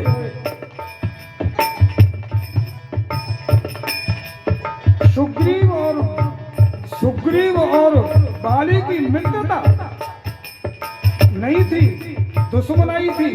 भगवान राम ने और मित्रता की सुग्रीव से और बाली को मारा तो सुग्रीव रोने लगे, भाई मरा तब दोनों रोए। और सुनो, कुंभकर्ण मरा तब विभीषण रो। और आपने शायद ये बात सुनी होगी, जब राम जी का राज्य तिलक हो रहा है तो विभीषण को बुलाया गया। जब विभीषण आए तो जो राम जी का तिलक हो रहा है तो क्या है कि भरत जी छत्र लेके खड़े, पीछे हनुमान जी। बोले प्रभु भरत भैया दिखाई नहीं देते, बोले यही कहीं होंगे। अरे उनको तो आगे होना चाहिए। देखो हनुमान जी पीछे को आए तो सिंहासन के पीछे खड़े हैं, सिंहासन के पीछे खड़े हैं। राम हनुमान जी की आंख गरम गरम हो गई, एकदम राम जी से बोले प्रभु हद हो गई। आप जाने किस विचारों को प्रकट करते हैं। जिस भरत को आगे होना चाहिए समाज में और उसको आप पीछे खड़े कर दिए।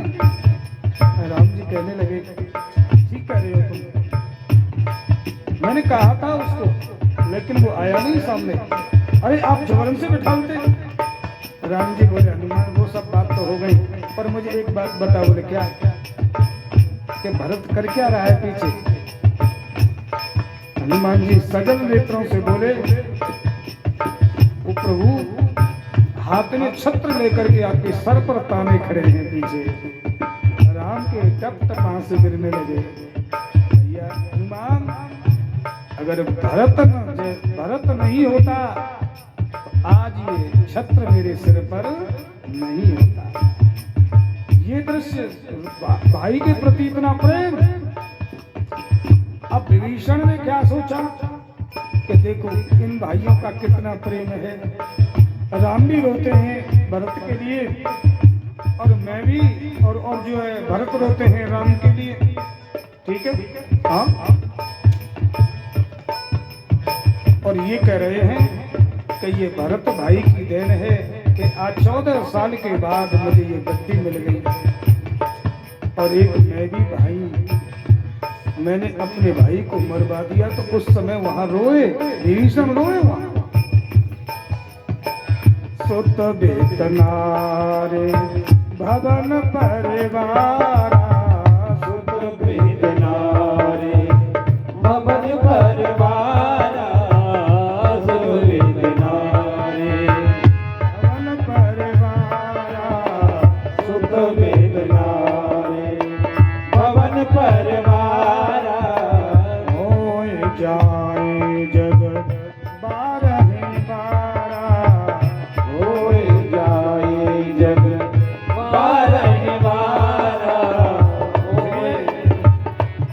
विचार जागहु तुम ताता अस विचार जागहु तुम ताता मिलहि न जगत सहोदर। आज गोकर्ण रो रहे हैं। भाई था, दुष्ट जरूर था, लेकिन था तो मेरा भाई, और सहोदर भाई का मिलना दुनिया में बिल्कुल नामुमकिन है।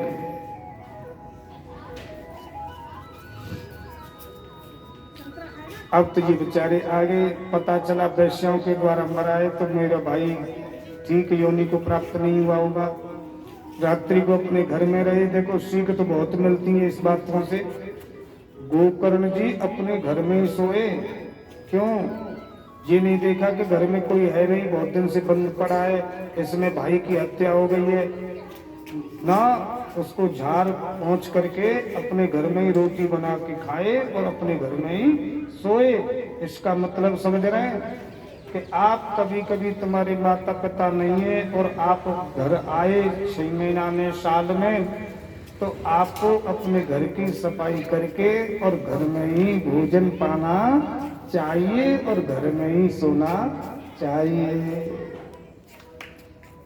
अब तो ये सोने लगे। अब तो ये धुंधकारी प्रेत बना। कभी तो महिषा के रूप में आवे, कभी अग्नि के रूप में आवे, कभी जो है किसी रूप में अब इंद्र बन के आ जाए।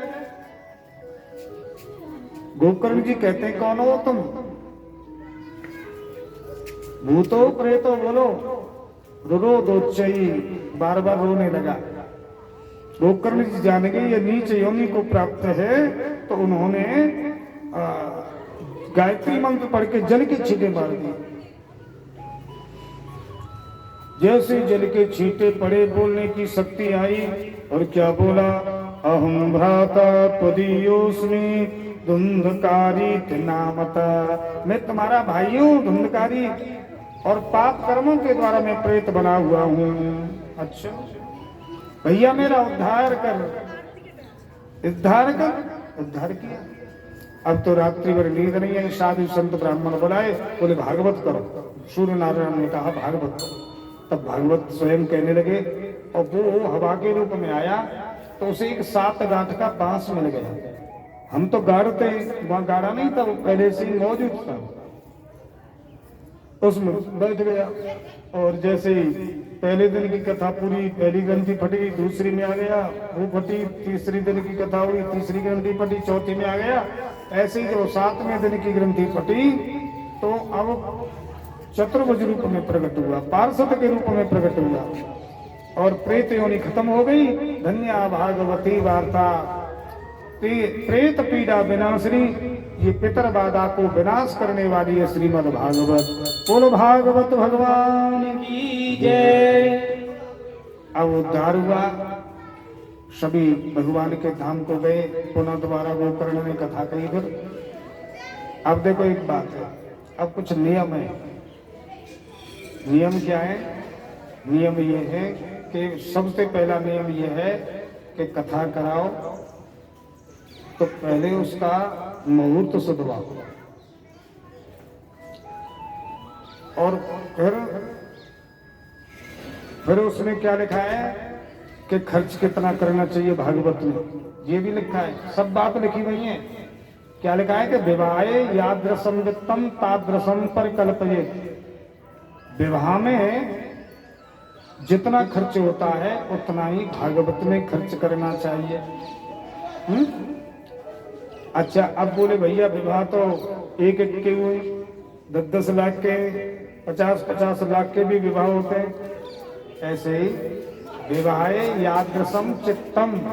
सुनो, जितने बेटा के विवाह में चित्त प्रसन्न होता है कि नहीं, कि हमारे बेटा को ब्याह है, ऐसे ही जब भागवत करा में और नारियल लग जाए तो सबर में जो प्रसन्नता होनी चाहिए, भैया भागवत होगी। सबसे बड़ा खर्च है जे, बाहर रूप से नहीं तो भैया जी भागवत है रही है, जाने कितनों कितनों पड़े है ना। ना एक बात बताओ, 10-20 हजार रुपया डॉक्टर ने के दिन में ले जाए मृत से पहले, भगवान से प्रार्थना करो हमारो शरीर स्वस्थ रहे, अनायासेन ही मरणम है बिना दैन्येन जीवनम। हे प्रभु मेरी ऐसी मौत न हो जो मैं दूसरों के आश्रित रह करके अपना पानी पीऊं, भोजन पाऊं। ऐसी मौत मत देना। भगवान के दरबार में जाओ, ठाकुर जी के दरबार में जाओ, बेटा मत मांगो, बेटी मत मांगो, नाती मत मांगो, धन मत मांगो। क्यों? ये तो प्रारब्ध से आपको मिलेंगे। जैसे दुख न मांगने पर भी दुख मिलता है, ऐसे ही समय पर सुख भी बिना मांगे मिलेगा। केवल भगवान से प्रार्थना करनी है। तो क्या? केवल इतनी कि प्रभु मेरा शरीर नष्ट हो जाए अनायास, बिना दिक्कत के। लेकिन आश्रित किसी के हो जाऊं मैं पानी प्यासी पड़ी रहूं या पड़ा रहूं, कोई पानी पिलावे तभी पी सकती हूँ, ऐसी स्थिति में पैदा हो जाए, ये भगवान से प्रार्थना करनी चाहिए। बाकी की तो व्यवस्था कर्माधीन है, जो भी मिलेगा हमें कर्म का ही फल मिलेगा। इसलिए भगवान से प्रार्थना क्या करनी चाहिए कि बस हम प्रसन्न, हमारा शरीर स्वस्थ रहे, हमारा शरीर स्वस्थ रहे। तो देखो मैं इतना ही कहूँगा, मैं ये कहना चाहता हूँ 1000-2000 रुपए खर्च हों उसमें घबराना नहीं चाहिए ठाकुर जी के दरबार में। क्यों? कि भाई वैसे हमारे पैसा खर्च हो जाए, बिना मतलब के खर्च हो जाए, उनसे तो ये बढ़िया है कि कुछ धर्म में लग जाए, वो कल्याण होता है, उनसे कल्याण भी होता है। तो अनायासेन मरणम, ये प्रार्थना करनी चाहिए। इतना तो करना स्वामी जब प्राण तन से निकले। और सुनो तो नियम, और सुनो कथा के क्या नियम है। सबको ये सूचना दे दें भैया कथा हो रही है, आप सब मिल के कथा करा रहे हैं। जैसे तो आपकी जितनी परिचित है ना, आप ये कहो एक अगर भक्त अगर 10 आदमी या 5 आदमी या 1 आदमी या 2 आदमी से कहता है कि आओ प्रेशर दे करके बुलाता है कथा में, आप विश्वास करो आप कितना ही फल मिलेगा। 2 ने बुलाओगे तो 2 गुना फल मिलेगा, 10 ने बुलाओगे तो 10 गुना फल मिलेगा। क्यों? कि आप तो सुन ही रहे हैं, लेकिन आप सामने वाले को भी और कथा सुनवा रहे हैं। श्रवण मंगलम, क्योंकि कथा भगवान की कथा सुनने से ही मंगल होता है। यज्ञ करो तो कोई मंत्र बोलने वाले पे गलती है गई तो आप पे करवे में गलती है गई तो फल गलत निकलेगा। और भागवत की कथा तो भैया ऐसी है, तो जाए तो सुनो बस, तो सुनवे तो कल्याण है। न जामे आसन डालना पड़ेगा, न जाम पंचपात्र रखना पड़ेगा, और न जामे अग्नि स्थापना करनी पड़ेगी। केवल सुनो, सुनवे तो कल्याण है। तो ऐसे ही सबको कहो भैया भगवान की कथा हो रही है, आप आओ। जिंदगी जब तक रहेगी फुर्सत न मिलेगी काम से, और समय कुछ ऐसा निकालो प्रेम कर लो राम से। आओ तो ऐसे बुलाइए, ये नियम है, सबको सूचना देनी चाहिए। और सुनो, जमीन पे सो चाहे तख्त पे, 4 पाई निषेध करिए जब भागवत में। एक समय भोजन पाओ और सुबह फलाहार ले, लेकिन बात फलाहार की है। लेकिन आजकल क्या चल रहा है, फलाहार की जगह पे फलाहार चलता है। फलाहार में तो फल होने चाहिए, है? फलाहार में क्या होना चाहिए? फल। और लेते क्या है? टूटू के आटे की पकौड़ी, तलेमा, और हमें हरी मिर्च कटवाए के, धनिया कटवाए के, पूरे स्वादिष्ट बने तब।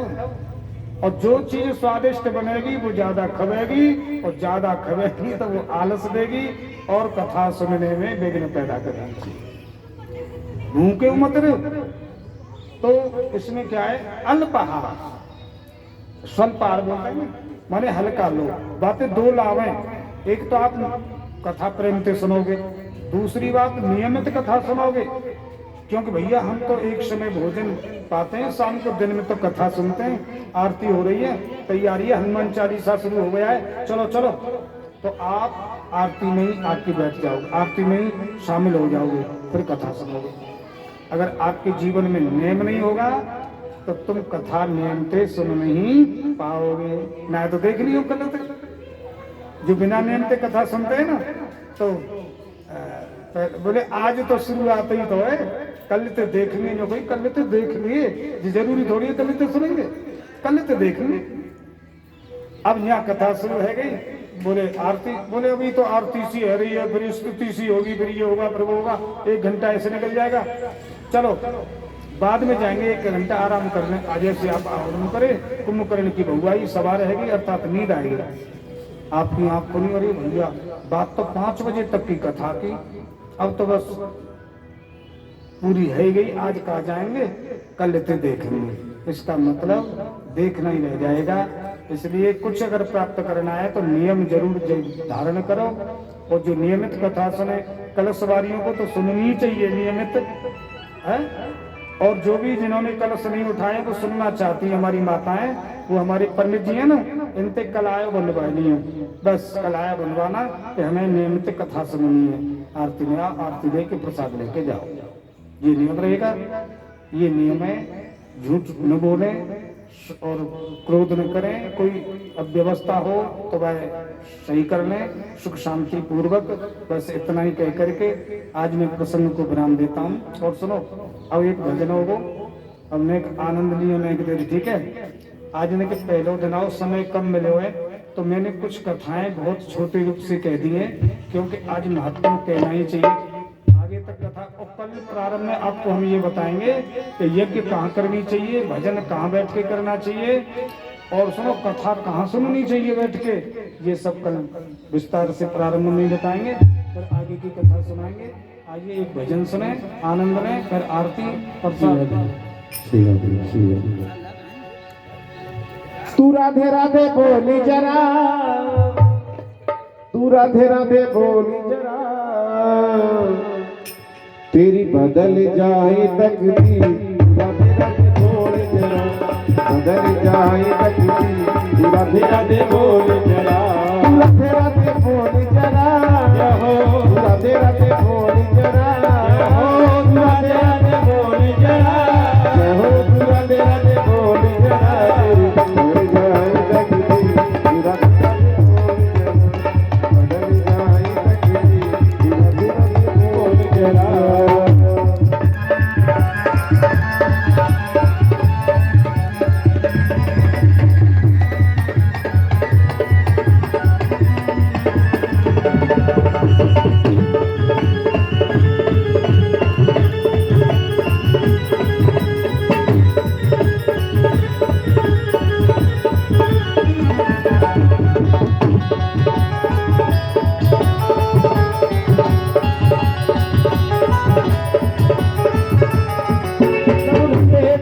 राधे राधे सब बटेगा पूरा मेरा दे। आएगी शाम भागे भागे, आएगी शाम भागे भागे, आएगी शाम भागे भागे, आएगी शाम भागे भागे।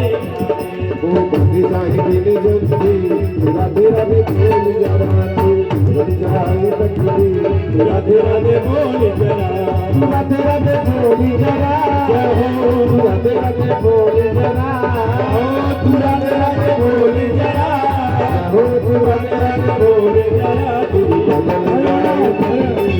राधे राधे बोल जरा, बदल जाए तकदीर। राधे राधे बोल जरा।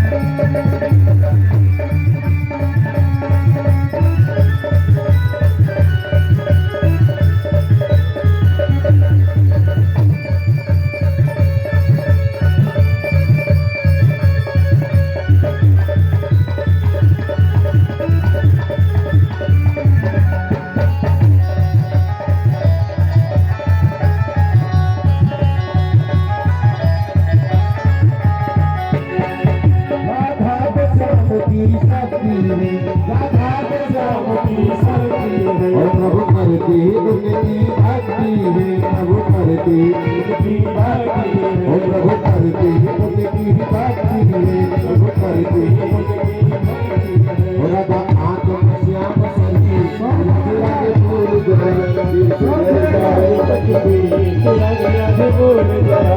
राधे राधे राधे राधे राधे राधे राधे राधे हरे राधे राधे राधे राधे हरे देव हरे मार्गली हरे राधा बलराम हरे हरे माता देव गोवर्धन हरे राम हरे यमुना पुत्र हरे बच्चे पर राधे राधे राधे राधे राधे राधे राधे राधे राधे राधे राधे जय जय श्री राधे। आइए सभी भक्त भी आरती के लिए खड़े हो जाए। तेरी आरती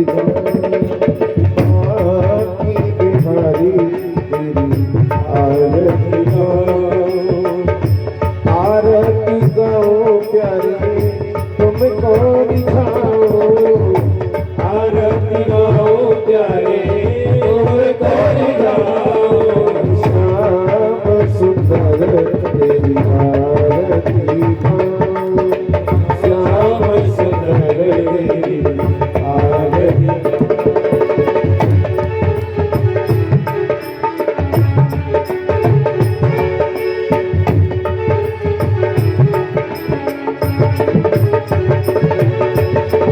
चरणों से देख ली है गंगा प्यारी चरणों से देख ली है गंगा प्यारी जिसने सारी दुनिया तारी जिसने सारी दुनिया तारी उनके चरणों में मैं तो शीश झुकाऊं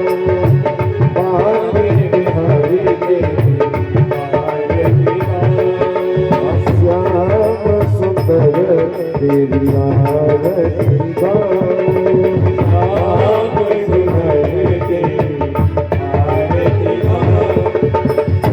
और मुकुट तेरे शीश पर सोहे और मुकुट तेरे शीश पर सोहे प्यारी मुरलिया मेरो मन मोहे प्यारी मुरलिया मेरो मन मोहे या मुरली मैं तो बले बले जाऊं श्री मांगे बिहारी तेरी आरती गाओ रमण बिहारी तेरी आरती गाओ रमण बिहारी तेरी आरती गाओ सद सोहे प्रसभाग्य दुलारी सद सोहे प्रसभाग्य दुलारी ललिता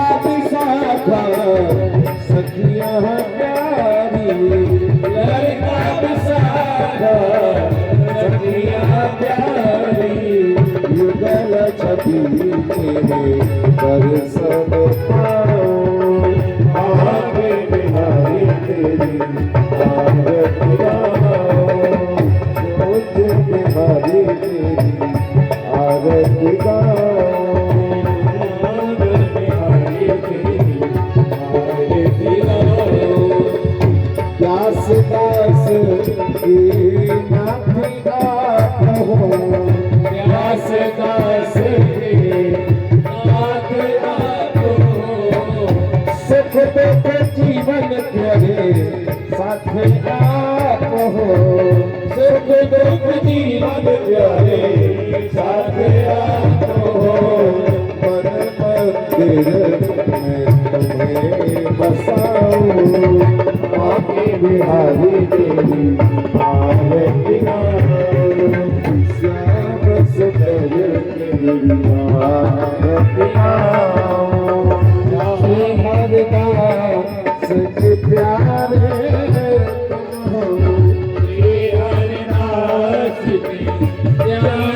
तुम हो हम भक्तों के जीवन धन हो हम भक्तों के जीवन धन हो वास सदा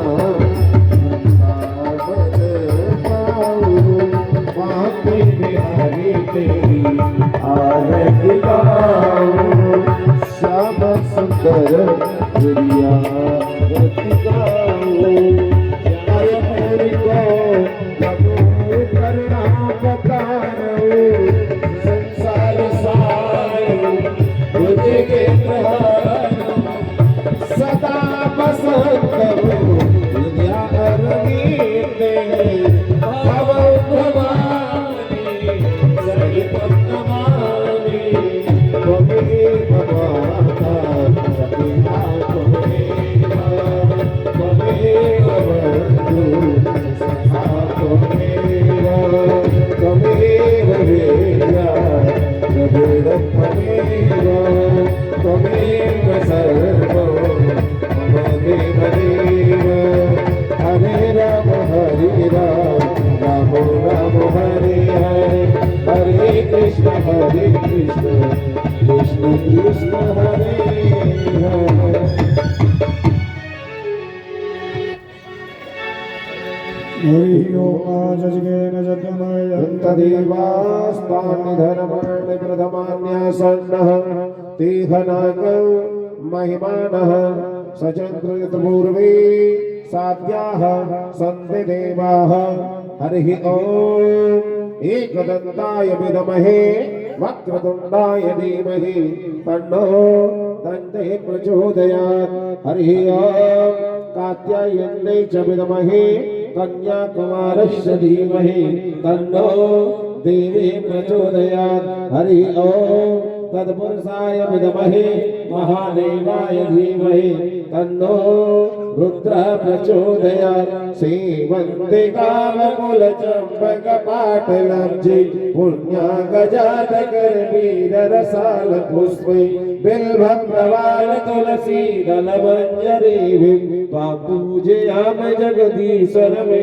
प्रसीद नानासुगन्धपुष्पाणि यथा कालोद्भवानि च पुष्पाञ्जलि मया दत्त ग्रहण परेश्वर ओम भूर्भुवस्सुवः सर्वे देवताभ्यो मंत्र पुष्पाञ्जलिं समर्पयामि बोल वृंदावन बिहारी लाल की व्यासी महाराज की सुखदेव जी महाराज की परीक्षित महाराज की भागवत महापुराण की धर्म की अधर्म का प्राणियों में विश्व का गौ माता की सत्य सनातन धर्म की अपने माता पिता की अपने गुरुजी महाराज की शंकर भगवान की भगवान की गौरा मैया की राधिका रानी की यहाँ के भक्तन की यहाँ के संतन की आज के आनंद की जय जय श्री राधे जय जय श्री राधे जय जय श्री राधे पार्वती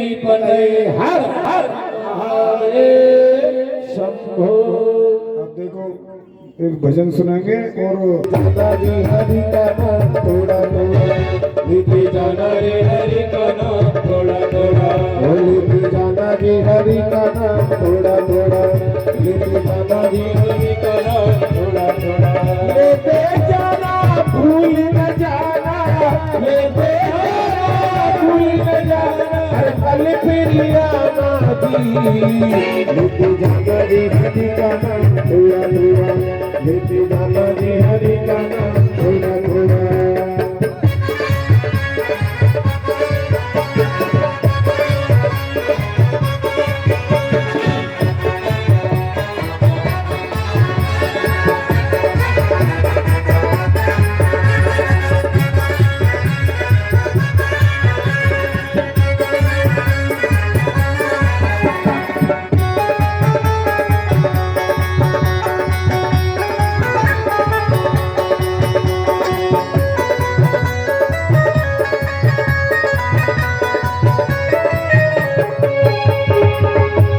किया संसार में सबसे लिए प्यार। ना जाने किस भेष में, ना जाने किस भेष में, और नारायण मिल जाए। लिपि जाना जी हरि का नाम थोड़ा थोड़ा, लिपि जाना जी हरि का नाम थोड़ा थोड़ा, लिपि जाना जी हरि का नाम थोड़ा थोड़ा, लिपि जाना जी हरि का नाम थोड़ा